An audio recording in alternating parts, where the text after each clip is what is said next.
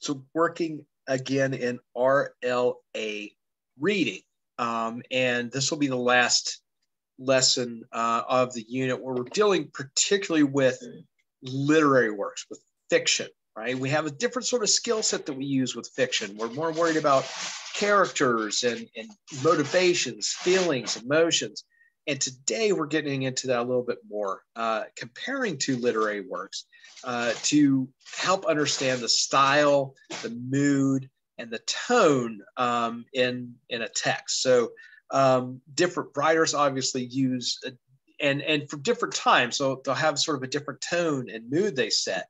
And we want to, by putting two side by side, we could start seeing the differences in that and talking about style, mood, and tone. So let's take a look at our lesson.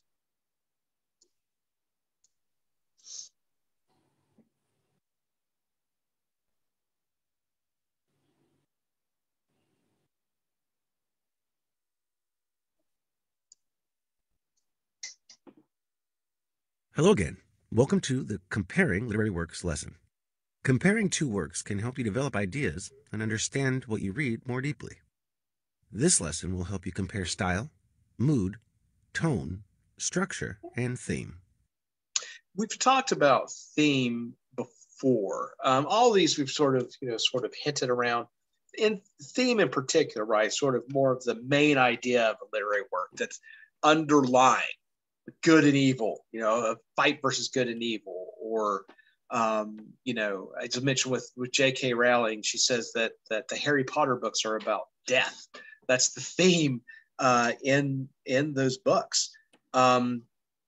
So along with that, style, mood, tone, and structure, sets up an environment, that is going to be part of that author's work, that to help immerse you, right, in that reading, in that work. It's sort of the main idea there.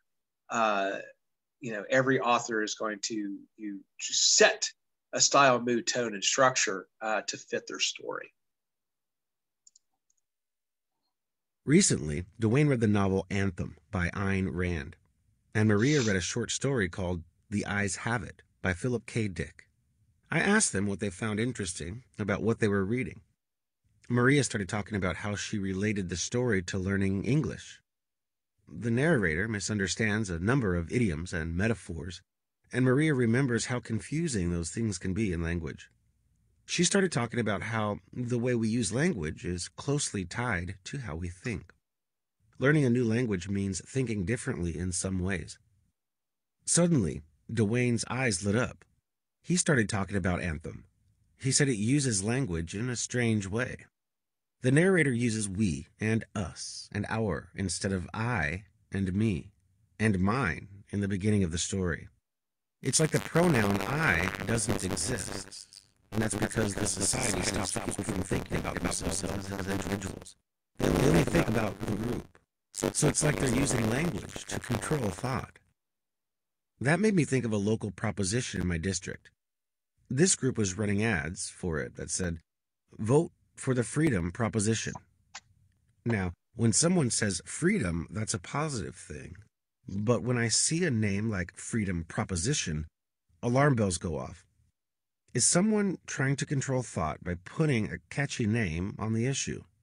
I knew I had to look further, and I found that freedom definitely wasn't what the proposal was all about. Maria and Dwayne started out by comparing what they were reading and exploring the themes that the stories had in common. I think it gave us all a richer understanding of language and how it's used. I want to give you some tools for comparing literary works. Are you ready? Yeah, so we've actually, we'll read, I think, some different passages from those works, but we've encountered those before, right? We have a good idea of what those are about. So the Philip K. Dick story, the short story, The Eyes Have It, where a guy is struggling to understand this figurative language, right? He's having trouble with idioms and metaphors. So when somebody says something like, the eyes scan the room, he's literally thinking about a pair of eyes scanning a room. And he's convinced himself that that there must be like an alien invasion or something going on. The fact that nobody else seems to be, encountering this or experiencing it the same way, that, there's some kind of conspiracy, whereas he is just having problems understanding that figurative language.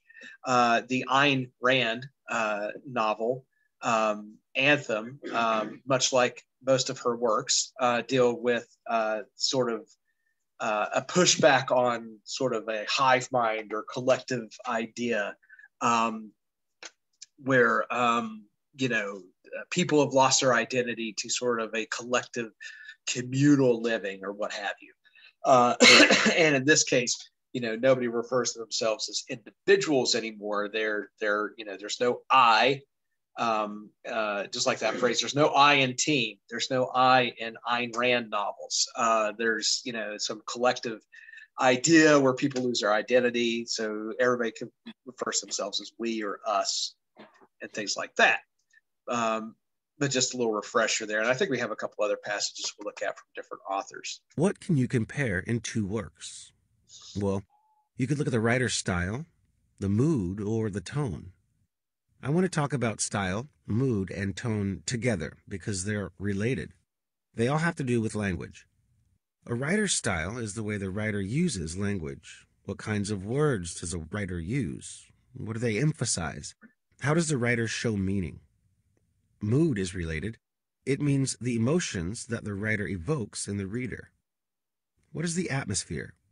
How do you feel when you read? That's similar to tone. Tone means the attitude of the writer or narrator, or sometimes the attitude of the character. Let's look at a bit of writing from The Eyes Have It. What's the writer's style? He uses idioms like, in a nutshell, which is pretty casual. I see he uses short sentences. He even uses a fragment, obviously non-terrestrial. That emphasizes the idea that they're aliens. What about mood and tone? The narrator is afraid, but the reader knows that it's a silly misunderstanding. No one's eyes came apart from their body, really, so the mood is humorous, but the tone is frightened and confused. The tone is how the narrator feels, and the mood is how the reader feels. Now, when you want to compare to another work, think about what you'll compare. Let's compare style. I can make a table for style. On the left, I'll put The Eyes Have It. The writer uses short sentences, casual language, and fragments for emphasis. On the right, I'll put Anthem. Here's a paragraph to look at. What about the sentences? They're not as short. In fact, they're pretty long. Is the language casual? Well, not really. I don't see idioms or slang. The language is a little formal. How does the writer emphasize things? Not through fragments. I'd say she uses dramatic language like, the book fell from my hands, and I who had never known tears. I can put that information in my table to make a comparison. The styles seem to be different, don't they? They contrast. Do you get the idea of how to compare style, mood, or tone? Yeah, so, this is one way, particularly with style and tone, in comparing works. So is one more formal than the other? How, what is their sentence structure like? What's their paragraph structure like? And we'll mention this too, using sentence fragments, using slang, using, poor grammar from time to time is a part of creative writing because it's creative, right? And you'll use maybe a sentence fragment to emphasize something. In fiction writing, in creative writing, it's okay from time to time to break from those conventions and break grammar rules to emphasize something because you're creating something. You're being creative. Nonfiction writing, formal writing, nah, you don't want to do that. And it's also, with style, you may not, some, work it should sort of more maintain that. So over the course of The Eyes Have It, it should maintain a less formal structure was, continue with short sentences to kind of keep that flow, use fragments, rather than all of a sudden switching to sort of formal language and long sentences. But you will discover, even from the same writer may use a different style in the next work or the work they did before that. Obviously, with as much literature that's out there, you run a wide range of everything in between as well, as far as, style, and tone and things like that. Take a look at these two passages from The Eyes Have It and Anthem.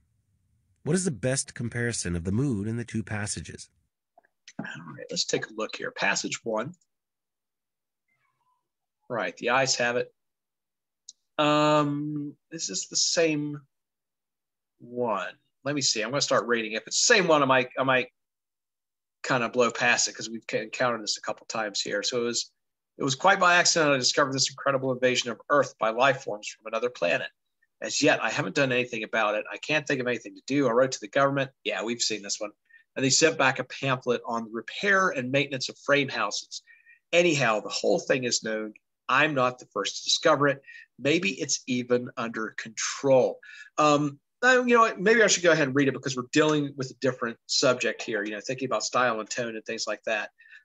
So again, right away, we see some sentence fragments. Maybe it's even under control. That's not really a complete sentence. So I was sitting in my easy chair, idly turning the pages of a paperback book someone had left on the bus, when I came across the reference that first put me on the trail. For a moment, I didn't respond. It took some time for the full import to sink in. After I'd comprehended, it seemed odd I hadn't noticed it right away. The reference was clearly to a non-human species of incredible properties, not indigenous to Earth. A species, I hastened to point out, customarily masquerading as ordinary human beings. Their disguise, however, became transparent in the face of the following observations by the author. It was at once obvious the author knew everything and was taking it in his stride. The line, "and I tremble, remembering it even now," read. His eyes slowly roved about the room. Vague chills assailed me. I tried to picture the eyes. Did they roll like dimes? The passage indicated not. They seemed to move through the air, not over the surface, rather rapidly, apparently. No one in the story was surprised. That's what tipped me off. No sign of amazement at such an outrageous thing. Later, the matter was amplified. His eyes moved from person to person. There it was in a nutshell. The eyes had clearly come apart from the rest of him and were on their own. So I think at that point, we kind of get it, right? So struggling with the idea of idioms and metaphors and coming to the conclusion that rather than it's just figurative language, there must be some type of alien invasion occurring where nobody is recognizing this oddity. And then an excerpt from Anthem by Ein Rand. The main character has run away from his society, right? So again, I think we've seen this. I'll read a little bit so we can kind of at least get an idea of the style and compare the two. It was when I read the first of the books I found in my house that I saw the word I. And when I understood this word, the book fell from my hands and I wept. I, who had never known tears, I wept in deliverance and in pity for all mankind. I understood the blessed thing which I had called my curse. I understood why the best of me had been my sins and my transgressions, and why I had never felt guilt to my sins. I understood that centuries of chains and lashes will not kill the spirit of man, nor the sense of truth within him. I read many books for many days. Then I called the golden one, and I told her what I had read and what I had learned. She looked at me, and the first words she spoke were, "I love you." Then I said, "My dearest one, it is not proper for men to be without names. There was a time when each man had a name of his own to distinguish him from all other men. So let us choose our names. I have read of a man who lived many thousands of years ago, and all the names in these books, his is the one I wish to bear. He took the light of the gods, and he brought it to men. And he taught men to be gods, and he suffered for his deeds, as all bearers of light must suffer. His name was Prometheus. It shall be your name," said the golden one. I think you get the idea. Now, here's something interesting that we can sort of imply about this work. Now, remember, this character, this individual, had been in sort of a collective community where there was no reference, there was no word I, right? They refer to themselves as we and us. And then you see what happens when he discovers it. And you could see the repetitive nature there, right? She keeps using the word I as emphasis, right? Because now there's this understanding with him. I saw the word I, and when I understood this word, the book fell from my hands and I wept. I, who had never known tears. So a little bit of repetition there with the word, emphasizing the idea of individualism at that point. Okay, so the best comparison of mood in the two passages then is that the eyes, it's more humorous, right? It's just kind of a silly guy that's not understanding figurative language. And Anthem is oddly supposed to be joyful and determined, right? So because of this realization, right, that this person has understood that he's not the problem, right? It's why he might not be, why he feels different and all of that. So that's a moment of joy, and his persistence in that is determination. So there's a comparison there. The Eyes Have It is more humorous, while Anthem is more joyful. Great job. The mood of The Eyes Have It is humorous because the reader gets the joke and can laugh at the narrator. In Anthem, though, the reader feels the same feelings as the narrator: joy at a new beginning and determination to improve the world. All right, let's take a look. Now, let's talk about comparing structure. The structure of the story is the order it's told in and how it unfolds. What's the plot? What happens to the characters? What's the beginning, middle, and end? The events of a plot usually involve conflicts or problems and a resolution that solves the problems. Let's look at Anthem. Usually, the story starts with exposition, which gives the reader information. What are the characters like? What's the world like? Anthem starts by showing you how the society removes individuality and how the narrator doesn't fit in. Then there's rising actions when events start to unfold. The story gets started. In Anthem, the narrator finds the tunnel and starts researching. He meets the girl and falls in love. He learns about electricity, but he gets arrested. The stakes get higher and higher. The climax is the highest point of conflict. In Anthem, it's when he presents his discovery to the council. This is the big moment for the narrator, and it ends badly. The falling action is the result of the climax. The narrator flees to the forest, and the golden one follows. The resolution is the end. It settles all the problems and conflicts. In Anthem, the character discovers the idea of I and starts a new life. When you compare story structure, you can compare what happens at these different points. And sometimes you'll find a story that doesn't follow this kind of structure very well. To compare, you want to see what's the same and what's different about the story structure.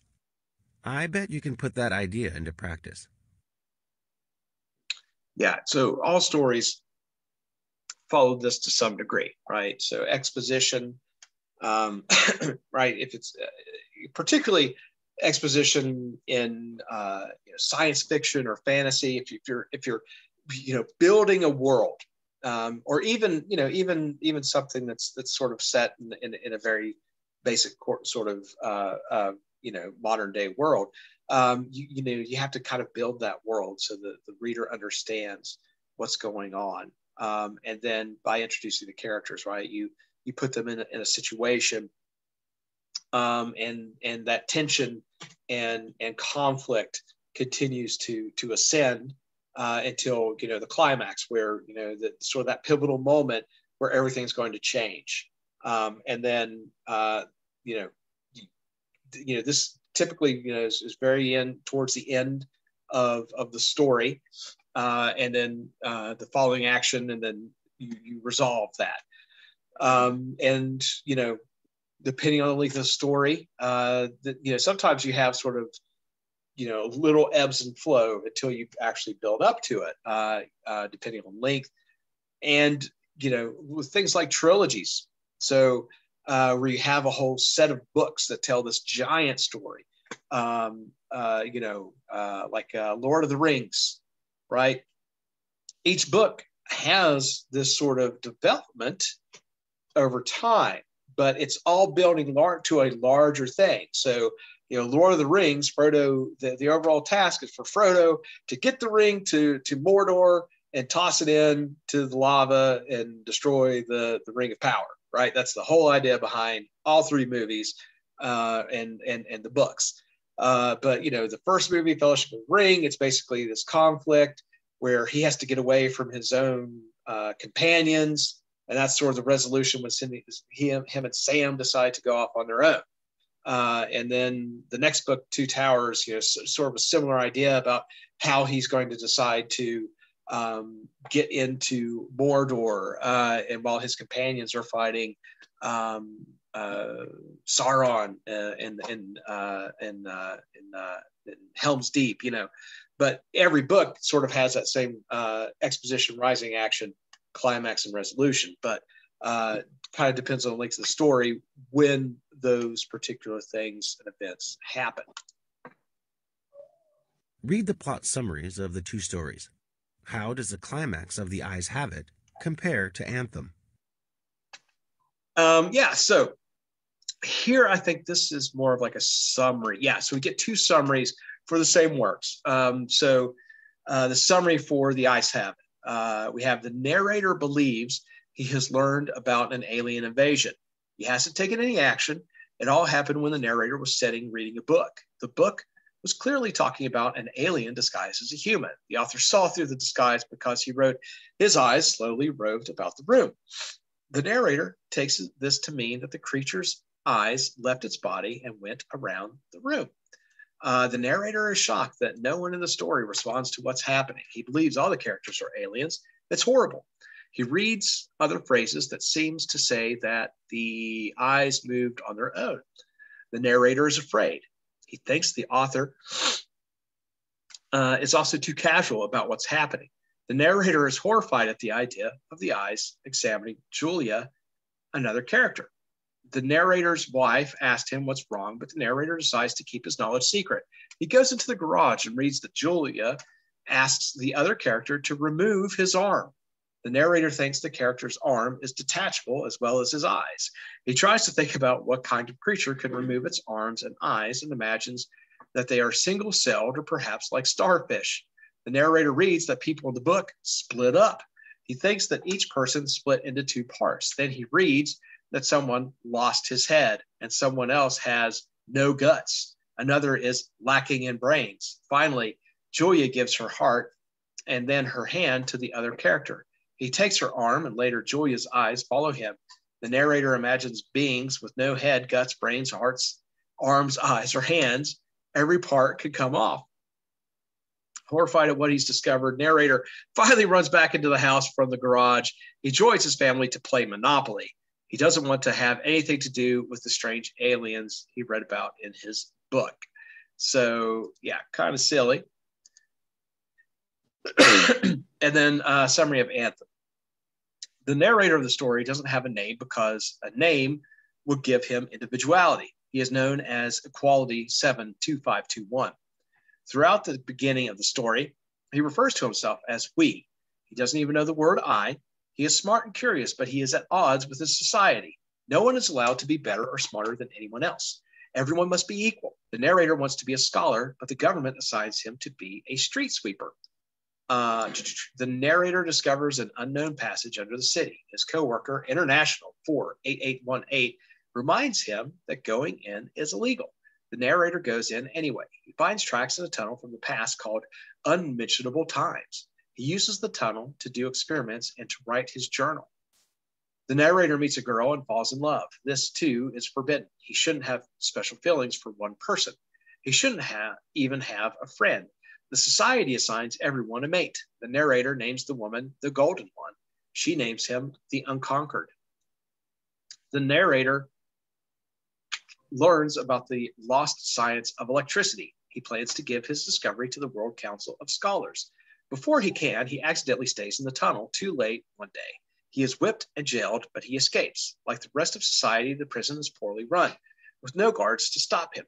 The narrator goes to the council with his discovery. To his horror, the council wants to destroy the discovery and punish him for unauthorized research. The narrator runs away into the forest. The Golden One follows him. They find an abandoned house to live in. The narrator reads the book he finds, and he discovers the word I. The man and woman rename themselves Prometheus and Gaia, the names of mythological gods. Gaia gets pregnant, and Prometheus plans ways for humanity to regain its lost past, including lost individuality. Okay, so how does the climax of The Eyes Have It compare to Anthem? So unlike Anthem, The Eyes Have It has no serious consequences, right? It just kind of ends with him, you know what? I'm just not going to think about this anymore. I'm going to go play Monopoly with my family.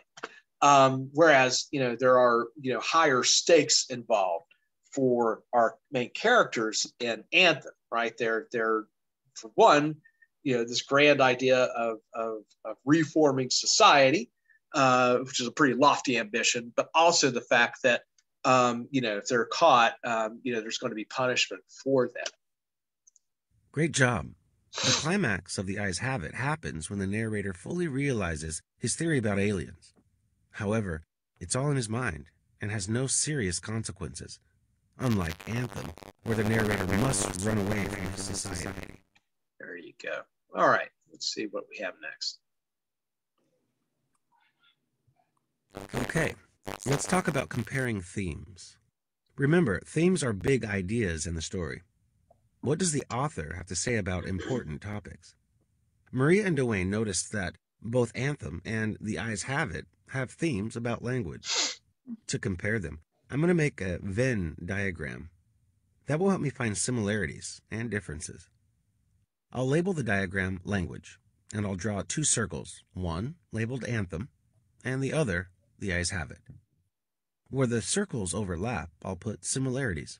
And outside of the overlap in each circle, I'll put things that are true of just one story. Now, I have to think about the themes. What are the authors saying? In Anthem, the government uses language to control thought. I would say that's just true of Anthem, so I'll put it on this side. The Eyes Have It certainly shows that language can be misunderstood, so I'll put that on the other side. That leads me to think about similarity. In both, language can have negative consequences. It causes bad things to happen. I'll put that in the center. Can you apply what I've done to find similarities and differences in themes? The Venn diagram is helpful if you need to visualize that. So even setting up a table like you did before, comparing and contrasting things. And as we always say, a Venn diagram is great for showing the comparisons and differences in one visual. So the one thing that they do sort of have common in theme is the idea of language, right? It's both a play on language. It's very important there. But of course, Anthem deals more with the control of people, the removal of individualism, the Philip K. Dick short story is more just about a misunderstanding of language. Take another look at the excerpts from The Eyes Have It and Anthem. Can you spot another similarity in theme between the two passages? Yeah, so language basically changes the character's ideas, right? In Anthem, it's the idea of I, the pronoun that was unknown to this society.